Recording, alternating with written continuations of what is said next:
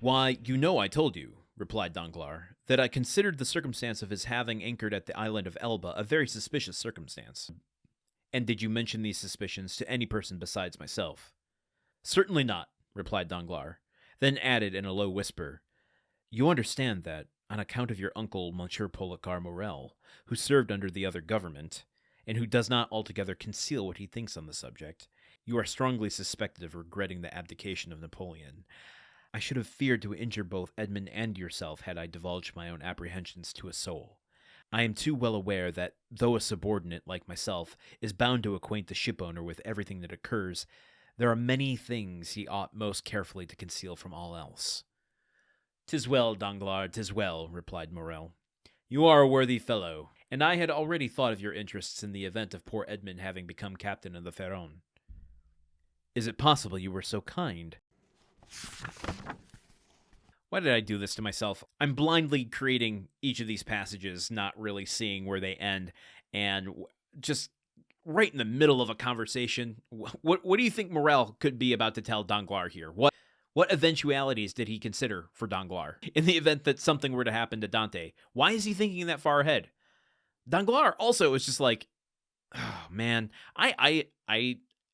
listen, I abhor violence, but for someone who is so deadly with a pen, ink, and paper, as he said, it makes me want to just take his weapons away and see how he fares with a pair of skin hammers.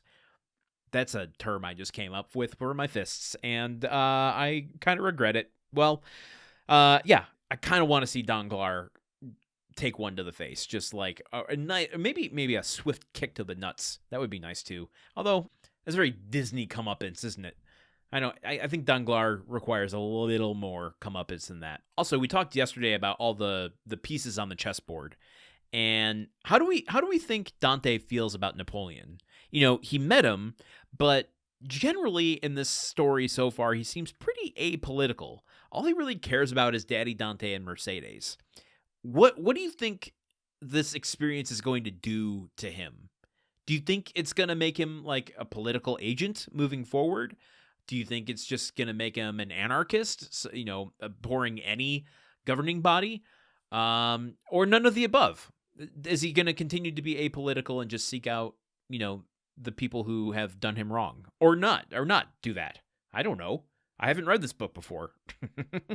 But I do have to admit, because of that, I have this huge temptation to just bolt through this book, read it faster than I'm recording these episodes. But,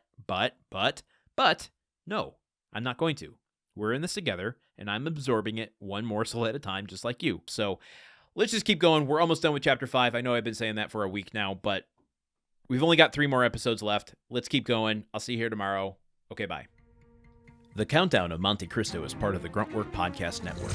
This show is produced, edited, and hosted by Landon Solano. The original text of The Count of Monte Cristo by Alexander Dumas. Theme song by Magic Solo. If you want to support the show and others like it, visit patreon.com/gruntworkpod. Thank you for listening. See you tomorrow.